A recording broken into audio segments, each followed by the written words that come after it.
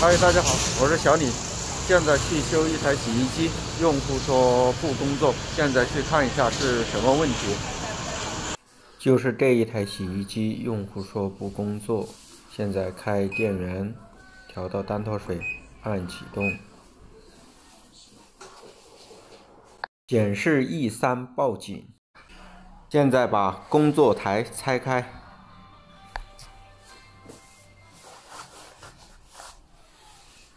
把进水管拆掉，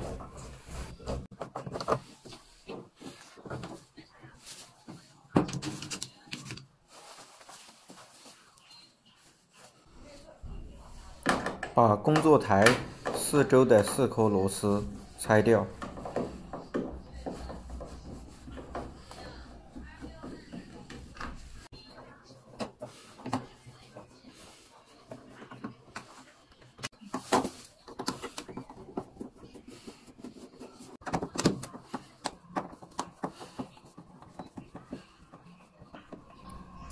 现在把工作台打开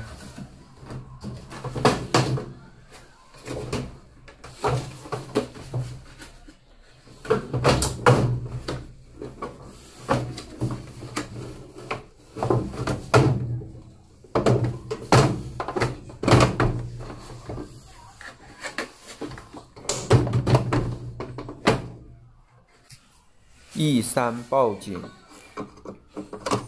很多都是门盖开关或者是门齿开关有问题。现在的洗衣机有的没有门齿开关，就一个机械的门盖开关，如果不通的话，就会造成 E3报警。现在把门盖开关拆开测量一下，如果没有问题的话，就是电脑板故障。现在把它拆出来。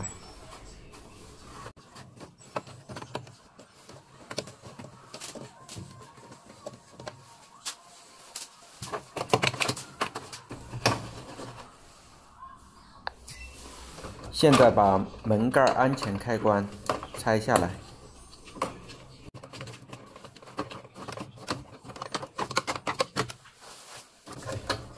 现在把门盖开关拆下来，用万用表量一下。现在用万用表测一下门盖开关的2个接线单，不通的话，洗衣机就会报 E3故障，提示门没有关好。现在把门盖开关拆开，把触点清理一下。触点上如果有氧化层接触不良，就会出现报 E3故障。现在已经清理好了，把门盖开关装好。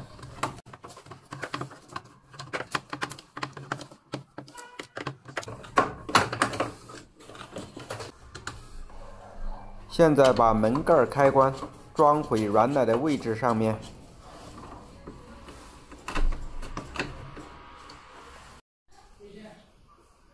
现在调到单脱水，牵引器已经工作了。好了，修好了。